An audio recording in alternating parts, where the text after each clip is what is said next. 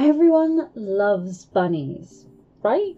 They are possibly the most inoffensive, cute pets that we get to take care of when we are children, if we're lucky, that is. However, if you've actually owned a bunny, then you can tell that they aren't awfully fond of humans. They get really grumpy as all hell and can be vicious to boot. I've had more than my fair share of bites and nips from them in the past. But that's a story all of its own, and it has nothing but a tenuous link to do with this gaming review. Well, actually, this game is about a vicious, very odd bunny that eats pigs, so maybe it does have that tenuous link. But again, it's still a story for another time. So yeah, the story behind this game is that the Carrot Jubilee is coming up, and all of the little bunnies are super duper excited. That is, except for our bunny. This bunny has no name. This bunny likes the forbidden taste of pork. This bunny has decided that carrots are the devil's food, and so instead it promises to hunt down those bacon beasts and have its fill.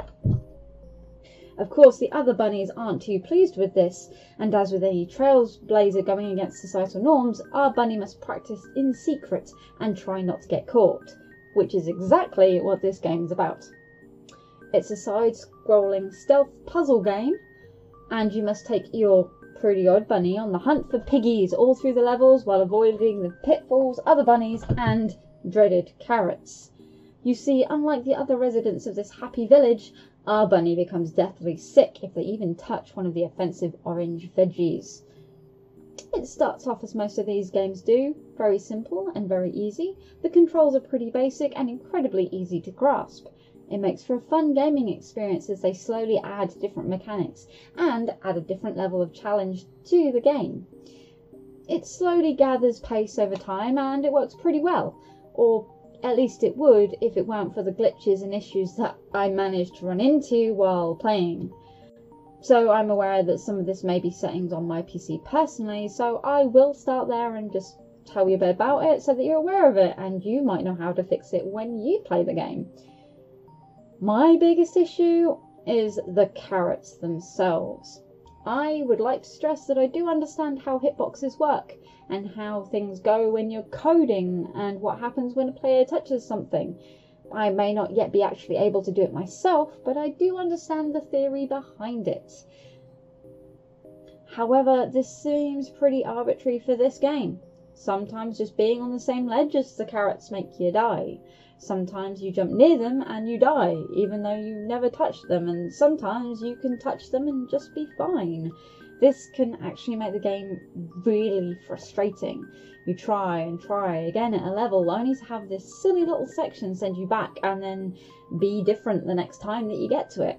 I will admit that it didn't really piss me off too much, just give it a minute to, just enough time to make a cup of tea and then come back and things seem to be okay. But some people might really find this off-putting. I also could not get it to run in windowed mode. It was full screen or nothing. A strange thing to complain about, really, isn't it? I would agree, but the main menu from the inner game doesn't have an exit button, and to get out of it I did have to use the task manager and get it to close the game that way. Again, it could just be my PC and my settings, but it got really annoying pretty quickly and I could not find a way to fix it.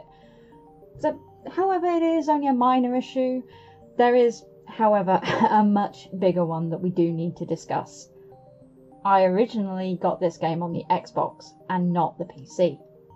I admit I prefer to play on the Xbox. I'm a controller girl, and while I know objectively PC is better, this is just so much easier for me.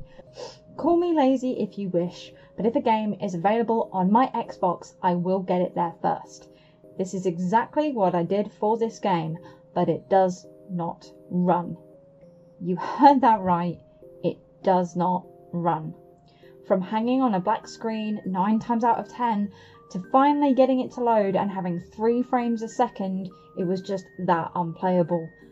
I think I had one good go on it where I wasn't that 3 frames a second that I've mentioned. But when I got to the piggy, it slowed right down and then it hung on the end screen and would not allow me to continue the game. I'm not sure if this is because I have an Xbox X and not another one like an S or a Series X or something, but that really doesn't help. The developers really need to get on this and get it sorted. It needs to be fixed. So in the end, this game was pretty good on the PC. Minor foibles aside, there are well over 80 different levels in 4 different settings, each bringing their own challenges to the game. From the underground minecart to the streets after dark, there is enough to keep it fresh while you play the whole thing. It's a very fun side-scroller, short enough to be over quickly if you want to, and long enough to keep you entertained. There is also the replayability of the game. Each level has a golden bacon coin, which if you find all of them, you can open up some extra fun things.